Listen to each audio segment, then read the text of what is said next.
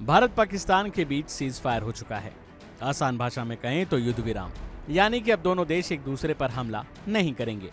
इस बात का ऐलान आज हुआ जब अमेरिका के राष्ट्रपति डोनाल्ड ट्रंप ने ये कहा कि अमेरिका और पाकिस्तान दोनों सीज फायर के लिए सहमत हो गए हैं। जैसे ये ऐलान हुआ वैसे ही सभी को हैरानी हुई कि अभी तक जहां एक दूसरे पर ये देश मिसाइलों से हमला कर रहे थे, एकदम से अचानक ये जंग कैसे रुक गई। तो आपको बता दें कि ये भारत और पाकिस्तान के DGMO यानी कि डायरेक्टर जनरल मिलिट्री ऑपरेशंस के बीच बातचीत के बाद ही संभव हुआ। आइए जानते हैं DGMO कौन होते हैं और इनका क्या काम होता है और कैसे ये जंग रुकी। जानकारी के मुताबिक DGMO यानी महानिदेशक मिलिट्री ऑपरेशन सेना में एक अहम और जिम्मेदारी वाला पद होता है। इस समय भारत के DGMO lieutenant general Rajiv Ghai हैं। DGMO के जिम्मे ही सारे सैन्य अभियान होते हैं। किसी भी सैन्य अभियान की जिम्मेदारी, उसे गाइड करना और अन्य सारे फैसले लेना जैसे काम DGMO के ही पास होते हैं। युद्ध या संघर्ष के दौरान सैन्य अभियानों से जुड़े हर एक फैसले DGMO को ही लेने पड़ते हैं, क्योंकि DGMO के पास ही सभी सैन्य अभियानों की जिम्मेदारी होती है।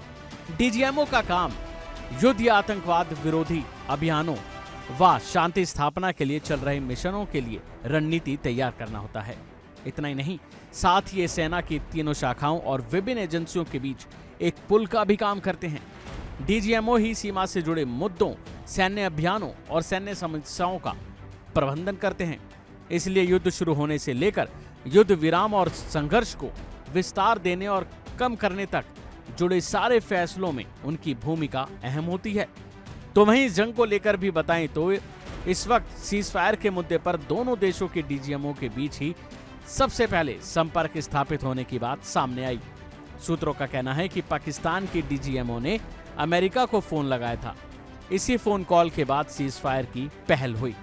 सीज फायर के लिए अमेरिका के अधिकारी शुक्रवार को पूरी रात लगे रहे।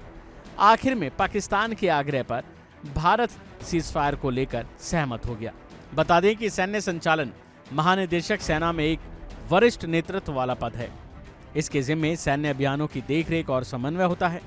पाकिस्तान में DGMO का काम रणनीति तैयार करना और उसकी रिपोर्ट सेना प्रमुख को देना होता है। DGMO पर्दे के पीछे से काम करता है।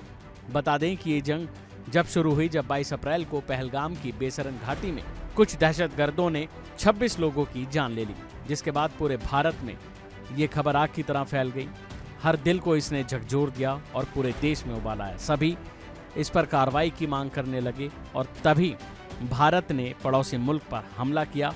और इतना ही नहीं, वहां पर दहशतगर्दों के ठिकानों खबर है कि 100 से ज्यादा दहशतगर्द इस हमले में मारे गए। अभी के लिए फिलहाल इतना ही। बाकी अपडेट के लिए बने रहिए इंडिया डेली के साथ।